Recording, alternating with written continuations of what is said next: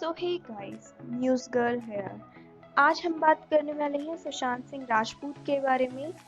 ये बात तो हम सभी जानते हैं कि ये सुसाइड नहीं एक मर्डर था। आइए अब इस बारे में और डीपली बात करते हैं। तो गाइस, सुशांत की जब से डेथ हुई है पहले दिन से मुंबई पुलिस ये कह रही है कि ये एक सुसाइड है और उन्होंने जो भी किया है अपनी मर्जी से किया है।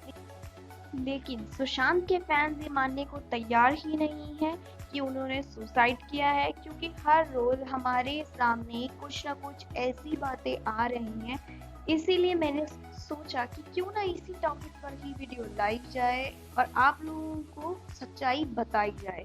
आप लोगों ने अभी तक मेरा चैनल सब्सक्राइब नहीं किया है तो यार जल्दी से सब्सक्राइब कर दो। आइए अब हम चलते हैं वीडियो की तरफ। तो गाइज, ये भी इतना तो पता लग ही गया है कि सुशांत के साथ जो भी हुआ है काफी गलत हुआ है। इसी के साथ हमारे हाथ कुछ ऐसी क्लिप्स और फोटोज हाथ लगे हैं जो आप देख के हैरानी में पड़ जाएंगे। आइए देखते हैं वो ऐसी क्या चीजें हैं।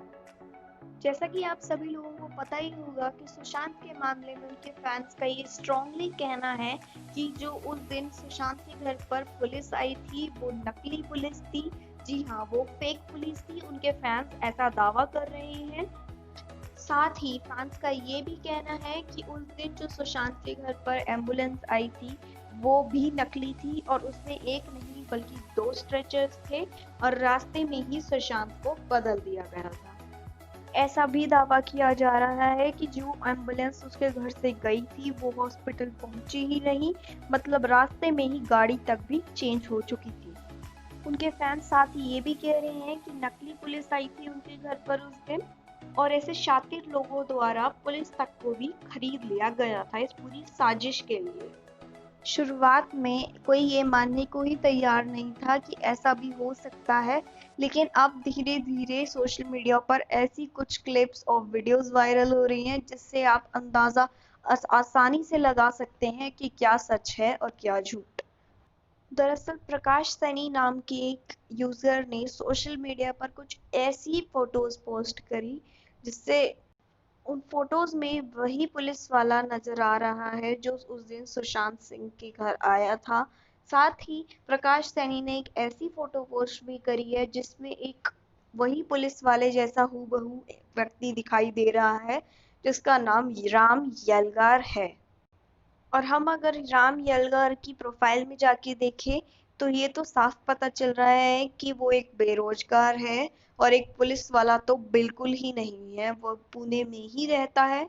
और साथ ही अगर हम इसकी प्रोफाइल में जाके देखें, फ्रेंड लिस्ट में एक ऐसा व्यक्ति है जिसका नाम अक्षय बंडागर है। हूबहू उसकी प्रोफाइल वही है जो एम्बुलेंस उस दिन सुशांत के घर पर पहुंची थी।